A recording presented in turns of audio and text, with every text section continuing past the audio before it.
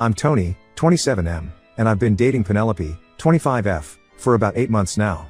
We met at a local pub quiz night, where I've been a regular for years. I'm part of a team called the Quizzards of Oz. Yeah, we're pretty proud of that name. Penelope showed up one night with a group of her coworkers, and their team absolutely destroyed us. I was impressed and, if I'm honest, a little intimidated by her encyclopedic knowledge of obscure facts. After the quiz, I worked up the courage to talk to her at the bar. We hit it off right away, bonding over our shared love of trivia, true crime podcasts, and dogs. Penelope works as a veterinary technician, which I find fascinating.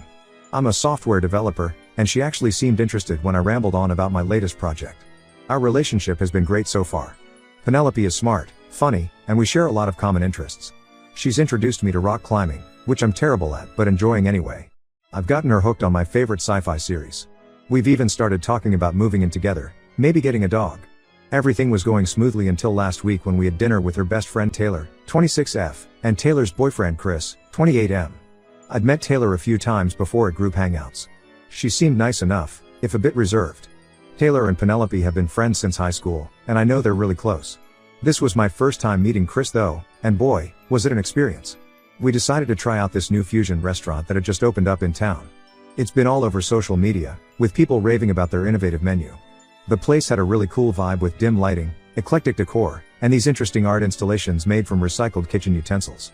As we were looking over the menu, Chris started asking the waiter a bunch of questions about every single dish. At first, I thought he was just being thorough, maybe he had some allergies or dietary restrictions. But it quickly became apparent that he had some very strange ideas about food. He kept insisting that any meat that wasn't well done was basically raw and dangerous to eat. When Taylor ordered a medium rare steak, Chris lectured her for 5 solid minutes about food poisoning risks. The waiter, a patient guy named Marcus who deserves a raise, tried to reassure him that medium rare was perfectly safe, but Chris wasn't having it. Things got even weirder when Penelope and I both ordered sushi rolls. Chris looked horrified and asked if we were sure we wanted to eat uncooked fish. I explained that sushi-grade fish is specially prepared to be safe for raw consumption, but he just shook his head. "I've heard about those parasites you can get from raw fish," he said. "You guys are taking a huge risk. Don't come crying to me when you're in the hospital with tapeworms." At this point, I was getting pretty annoyed, but I tried to keep things light. I joked that I'd been eating sushi for years and hadn't grown any extra appendages yet. Chris didn't laugh.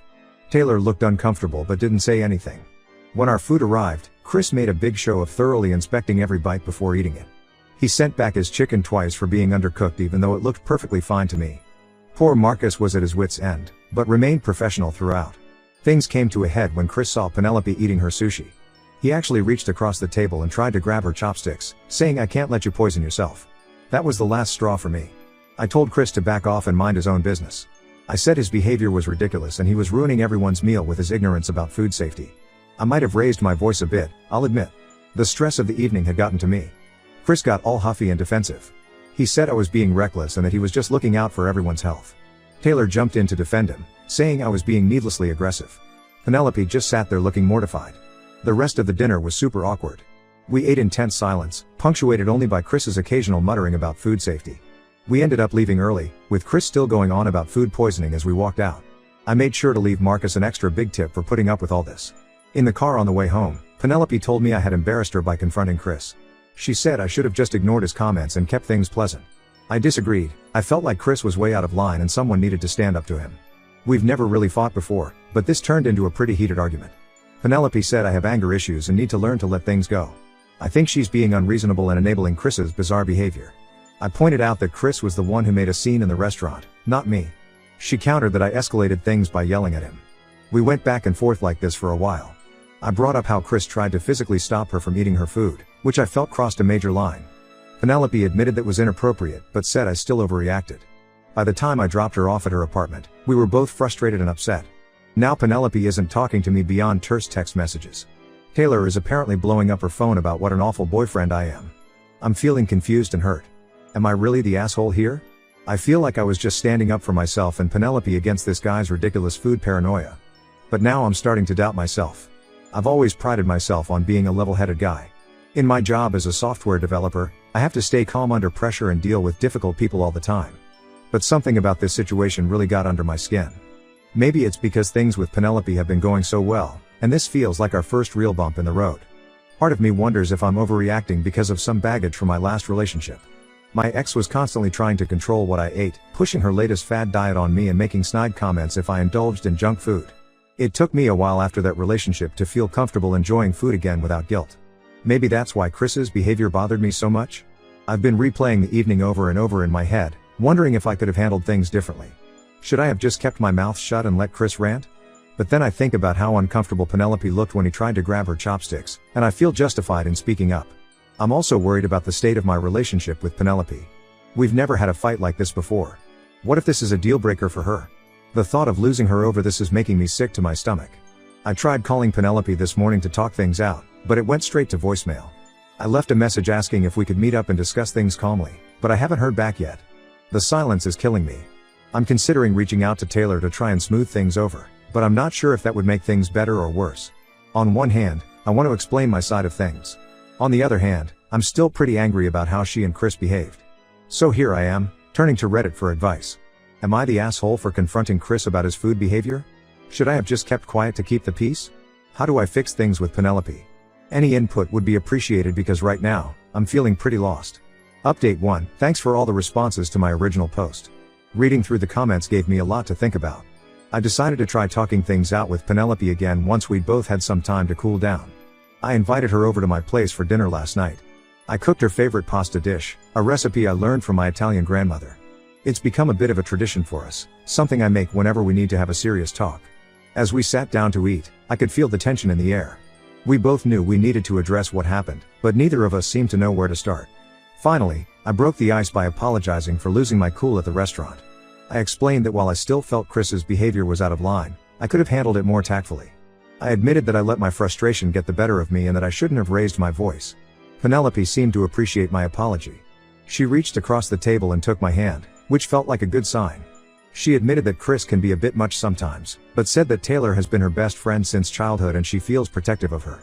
Then Penelope shared some background information that I hadn't known before. Apparently, Chris has some kind of anxiety disorder that manifests as extreme germophobia, especially around food. This was news to me. I had just assumed he was being difficult. I was a bit skeptical at first. It seemed like she was making excuses for him. But then Penelope told me something that put everything in a new light. Taylor and Chris met in an inpatient program for eating disorders 3 years ago. They bonded over their shared struggles and started dating after they were both discharged. Penelope explained that in high school, Taylor had struggled with anorexia. It got so bad that she had to be hospitalized during their senior year. Penelope had visited her friend in the hospital every day, watching helplessly as Taylor battled her demons. It was a traumatic time for both of them. Chris, on the other hand, had dealt with severe orthorexia, an obsession with eating foods he considered healthy and pure. His fixation on food safety stems from this disorder. He's made a lot of progress, but still struggles with food-related anxiety. Learning all this gave me a new perspective on the situation. I still think Chris's behavior was disruptive, but I can understand it better now. I felt a pang of guilt for how harshly I had judged him. Penelope and I talked for hours, delving into our own histories with food and body image. I opened up about my ex who had tried to control my eating habits, something I hadn't really discussed with Penelope before. She shared her own struggles with yo-yo dieting in college. We agreed that in the future, we'd try to be more patient and understanding with Chris, while also setting some boundaries if things get out of hand. Penelope suggested that for future group dinners, we could choose restaurants with menus that would be less stressful for Chris. The conversation then shifted to our relationship. We both acknowledged that this was our first real fight, and that we needed to work on our communication. Penelope admitted that she should have told me about Chris's background before the dinner. I promised to try and stay calmer in tense situations. We ended up talking late into the night, clearing the air and coming out stronger as a couple. Penelope stayed over, and things between us felt back to normal, maybe even better than before. The next day, I reached out to Taylor to apologize for the scene at the restaurant. She was pretty frosty at first, but seemed to thaw a bit when I explained that Penelope had filled me in on some of the background. We're not best friends or anything, but at least things are civil now.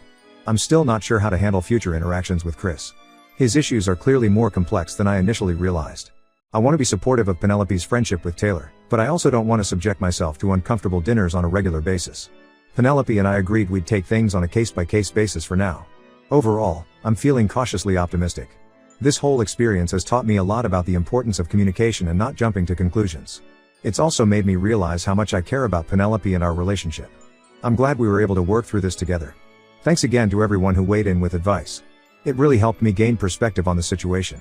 I'll post another update if anything significant happens, but for now, I'm just looking forward to moving past this and continuing to build my relationship with Penelope. Update 2. Well, things have taken an unexpected turn. Last weekend, Penelope and I decided to host a small dinner party at my place. We thought it would be a good opportunity for everyone to start fresh. We invited a few close friends, including Taylor and Chris. I spent days planning a menu that I hoped would work for everyone, a mix of cooked and raw options, with everything clearly labeled. I even called Chris beforehand to check if he had any specific concerns I should be aware of. He seemed appreciative of the effort. The evening started off well. Chris seemed tense when he arrived, but was making an effort to be polite. He even complimented the appetizers I had prepared. Taylor looked relieved, and Penelope gave me an encouraging smile. We were all chatting and enjoying ourselves. I was starting to think we had turned a corner in our relationship with Taylor and Chris. But then came dessert. I had made a tiramisu, my grandmother's recipe. As I was serving it, I mentioned that it contained raw eggs in the traditional recipe. I thought I was being helpful by providing that information up front. Chris immediately tensed up and started interrogating me about food safety. I calmly explained the risks were minimal with fresh, properly handled eggs. I even showed him the pasteurized eggs I had used, specifically chosen to address any safety concerns. But Chris wasn't listening. His face had gone pale and he was starting to sweat. Suddenly, he jumped up and knocked the whole tiramisu onto the floor. He started yelling about how I was trying to poison everyone. It was chaos. Taylor was crying, Penelope was trying to calm Chris down, and our other friends looked shell-shocked. In the midst of this, as I was trying to clean up the mess on the floor, I noticed something odd. Chris's sleeve had ridden up, revealing what looked like fresh track marks on his arm. Suddenly his erratic behavior made a lot more sense. I discreetly pointed it out to Penelope, whose face fell. Taylor managed to usher Chris out, apologizing profusely. After they left, Penelope broke down. Turns out Chris had struggled with drug addiction in the past, in addition to his eating disorder. He'd been clean for years, but Penelope had suspected he might have relapsed recently. Taylor had confided in her about some worrying behavior, but they had both been in denial about what it might mean. I feel terrible for judging him so harshly before. Addiction is a brutal disease. At the same time, his behavior is clearly destructive and I'm worried about how it's affecting Penelope and Taylor. Penelope and I stayed up late talking it over. She's torn between wanting to support her friend and recognizing that the situation has become untenable. I'm doing my best to be supportive without pushing her in any particular direction. For now, we've agreed to take a step back from socializing with Taylor and Chris while they hopefully get Chris the help he needs. It's a sad situation all around. I'll post another update if there are any major developments. Update 3: I wasn't sure if I'd be posting another update, but recent events have changed things significantly. About 3 weeks ago, Penelope got a frantic call from Taylor in the middle of the night. Chris had overdosed and was in the hospital. Penelope rushed to be with Taylor, and I went along to offer support. It was a tense night in the ER waiting room. Fortunately, Chris pulled through, but it was a close call. Seeing Taylor's fear and anguish really drove home how serious the situation had become. This incident seemed to be a wake-up call for everyone. Chris agreed to enter an inpatient rehab program. Taylor has been attending Al-Anon meetings and therapy to work on setting healthier boundaries. It's been a difficult time for both of them, but they're taking positive steps. Penelope has been spending a lot of time supporting Taylor through all this. I'll admit, I was a bit jealous of how much of Penelope's energy was going towards Taylor and Chris's situation. But seeing how much it meant to Penelope to be there for her friend, I did my best to be understanding. Last week, Chris completed his 30-day rehab program. Taylor organized a small gathering to welcome him home, and Penelope and I were invited. I was apprehensive, but it actually went surprisingly well. Chris seemed like a different person, calmer, more self-aware. He pulled me aside at one point to apologize sincerely for his past behavior. We had a good talk about his struggles and the work he's doing in recovery. I gained a lot of respect for him. Things aren't perfect, recovery is a long road and there will likely be bumps along the way. But I feel cautiously optimistic. Penelope and I are in a good place, and our friend group feels stronger for having weathered this storm together. This whole experience has taught me a lot about empathy, the importance of looking beyond surface behaviors, and the power of support in overcoming adversity. Thanks to everyone who followed along with this saga, your input and advice along the way was truly appreciated.